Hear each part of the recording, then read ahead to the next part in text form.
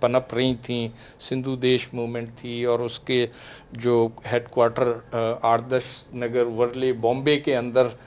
بنا ہوا تھا, اور اس وقت ذوالفقار علی بھٹو صاحب کی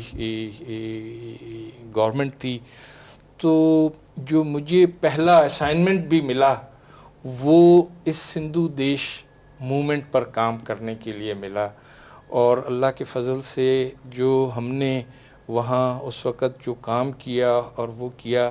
یہ موومنٹ مجھے سمجھ آتی تھی کہ یہ اس سے زیادہ جو بنگلہ دیش کی موومنٹ تھی اس سے زیادہ خطرناک تھی, کیونکہ اس موومنٹ کے اندر ایسے لوگ جو انٹلیکچول سندھی اور جو ہے نا پڑھے لکھے لوگ,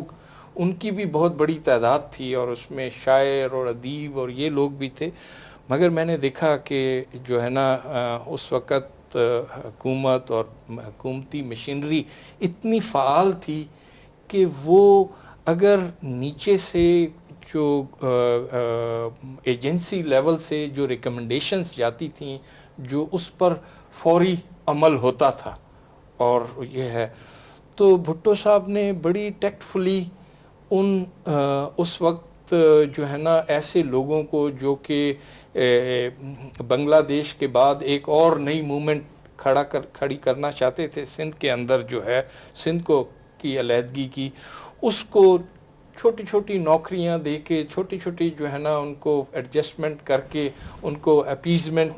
کر کے, تو انہوں نے بڑے اچھے طریقے سے سیٹ اسائڈ کر لیا تھا. اس وقت سے یہ سندھ کا کارڈ کے نام کی ایک چیز جو ہے وہ پاکستان کی پولیٹکس کے اندر چل رہی ہے. اچھا سر, یہ بتائیں کہ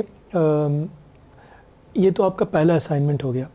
اس کے بعد آپ نے وہ ٹائم دیکھا کہ اس کے بعد پھر ایک ہم نے طویل ماشاءاللہ دیکھا, اس کے بعد پھر ہم نے چھوٹے چھوٹے ٹائم دیکھے ڈیموکریسیز کے, تو نیچرلی آپ اس وقت اپنی سروس کے پیک میں بھی ہوں گے اور میچورٹی کے بھی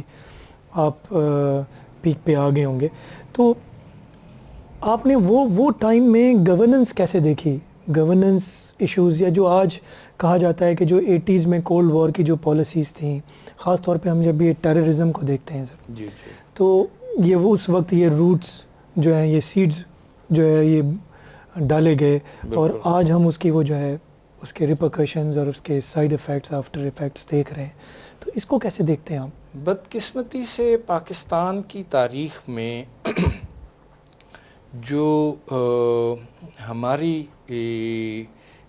بد انتظامی کی وجہ سے, ایک جو ہے نا ایک ہماری جو ڈیموکریسیز یا جو ہماری نئی جو گورنمنٹ اس دور میں جس کا آپ ذکر کر رہے ہیں, اس میں جو گورنمنٹس آئی تھیں ان کی جو ہے نا کچھ بد انتظامی کی وجہ سے کچھ ایسی چیزیں پیدا ہونے لگ گئی تھیں کہ جن کی وجہ سے جو پاکستان کی جو بیوروکریسی ہے اور جو انسٹیٹیوشنز ہیں وہ جس طرح سے ڈیولپ ہو رہے تھے, اور جس طرح سے ان کو جو انسٹیٹیوشن میں کنورٹ ہونا چاہیے تھا وہ